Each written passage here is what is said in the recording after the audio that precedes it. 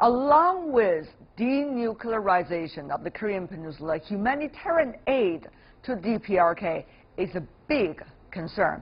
Aid could better flow into the DPRK as it opened up to the international community since the thaw in relations with South Korea and the U.S. Pyongyang has faced many humanitarian challenges in the face of continued sanctions. To ease the situation, many humanitarian institutions, like the International Committee of the Red Cross, has helped the DPRK with technical and material support. I recently caught up with Pierre Norbs, who is the head of the ICRC regional delegation for East Asia. He frequented DPRK throughout the years he's working here in this region. He talked about his personal experience when he's there and when he worked for the cause of ICRC in DPRK.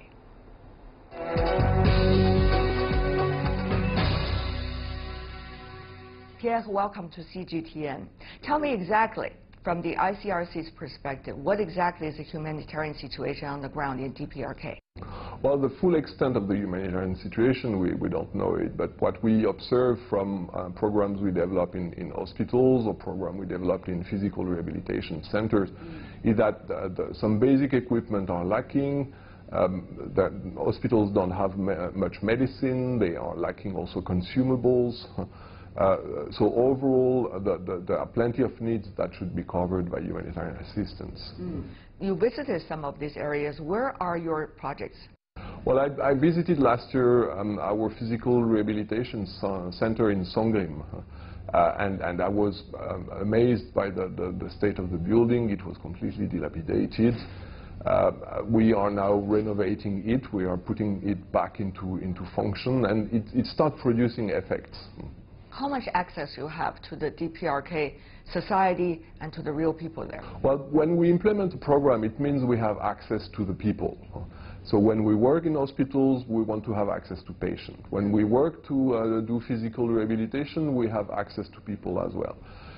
If we don't have a proper access, we prefer not to engage into a program. What does access mean to you? Access means being able to talk to the people directly, to the people we want to assist.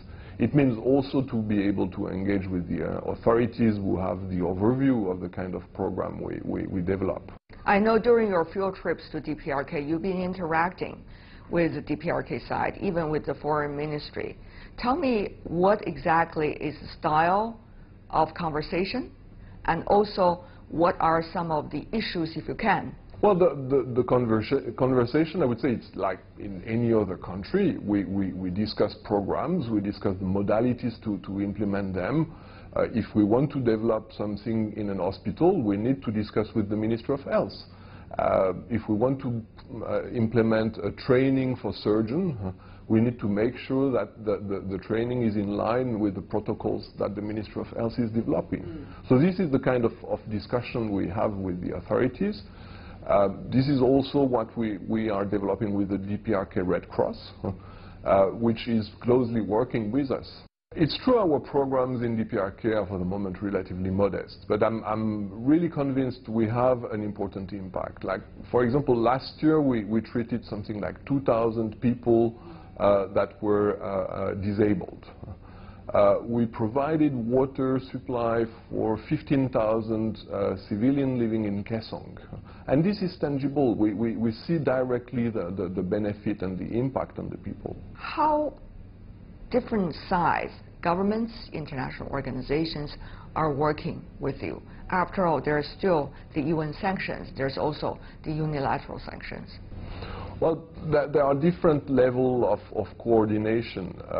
First, to operate in DPRK, as you said, we have to handle the sanction regime. So most of the assistance we provide to DPRK is transiting through China.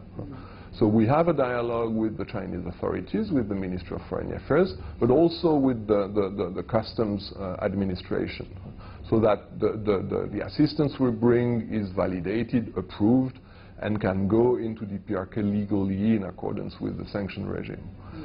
Then we have coordination in the country itself. We have coordination with the authorities, but we have also coordination with other humanitarian actors. When you work with China, what are some of the issues you're working with China mostly? And what are some of the projects that you plan to work on with China for the near future?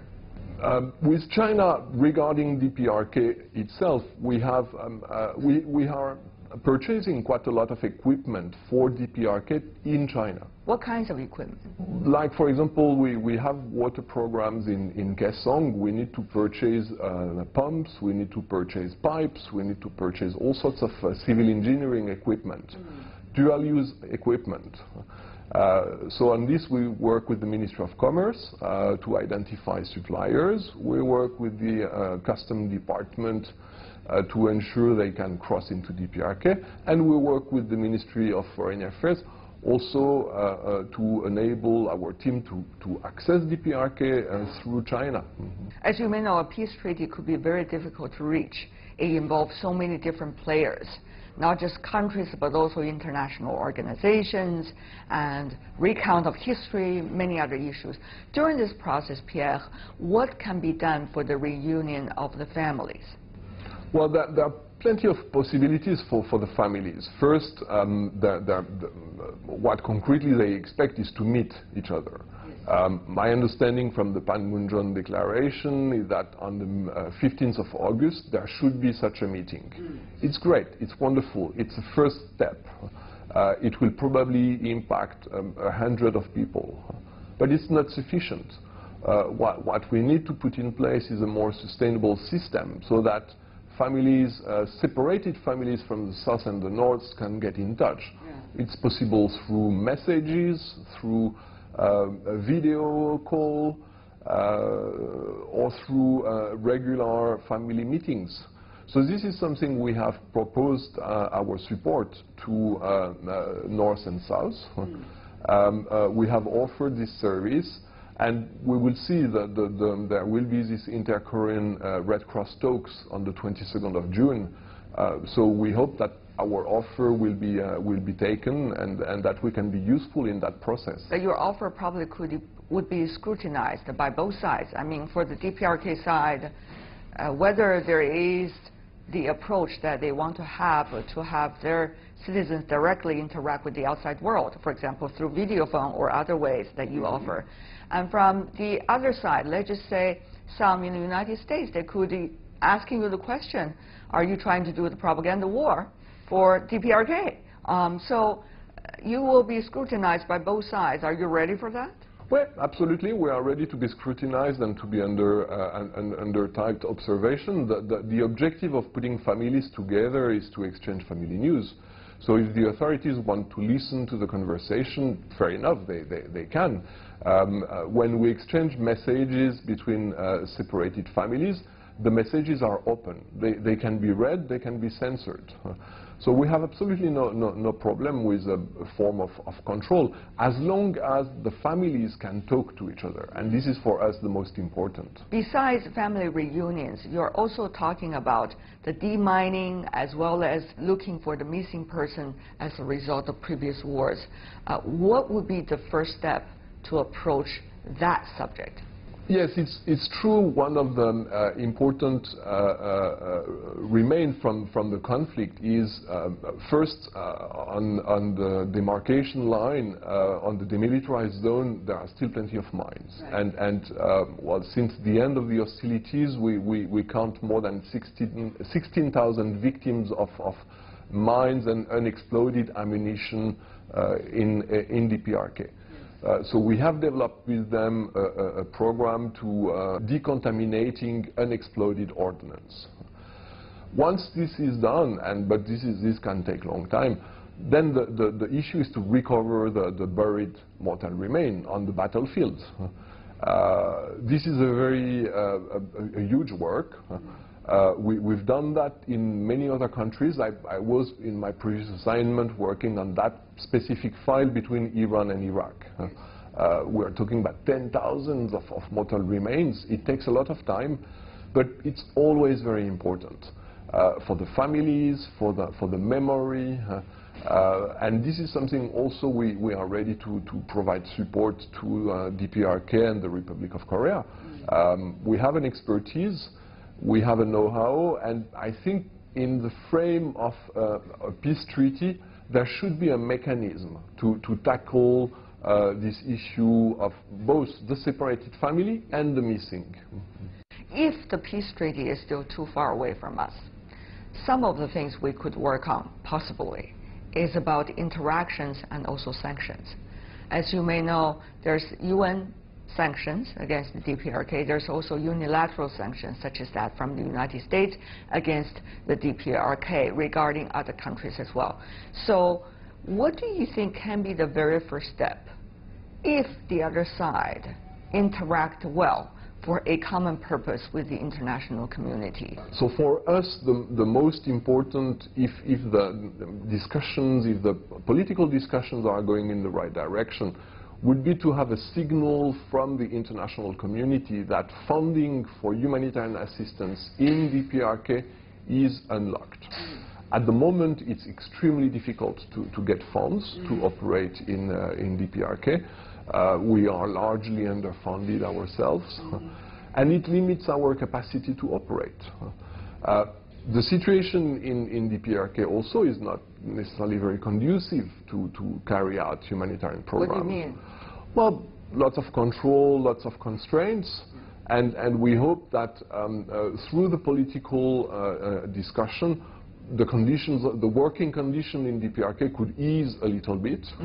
So if we have that in DPRK and a little bit more funding for us, but for, I would say, most of the humanitarian actors, we could already mitigate the impact of sanction relatively quickly. Fundings and humanitarian commitment have been made by countries and players to the ICRC to operate in DPRK, and yet those commitments are not being fulfilled. Are you expecting the situation to change? What really is the role of those political negotiations? Well, unfortunately, pledges of funding at the moment for DPRK are quite limited. Most of our operations in DPRK are absolutely not funded, so we do it from our own reserve. This is why our programs are modest. It's also a number of constraints in the north that prevent us from doing more. So I would say for the moment we are in a kind of vicious circle. Funding is not coming. It's not coming because working conditions in DPRK are also not ideal. So we hope with the political negotiation we can enter into a more virtuous circle where funding is coming and we have more opening in the field. If you could provide any suggestion to the political leaders, given the fact that they could be listening, what would you say? If I could provide one advice is don't politicize humanitarian assistance and depoliticize humanitarian assistance. We need to be able to operate. When I say we, it's we, the humanitarian actors. We cannot have a black hole of humanitarian assistance. So, in my opinion, whatever the result of the political dialogue is, there should be humanitarian funding open to the population in DPRK. Pierre, thank you so much to you and your colleagues who are working in DPRK to cope with unpredictable situations all the time. Thank you so much for being with us. Well, thank you very much for giving me the opportunity to be the voice of these people. Thank you.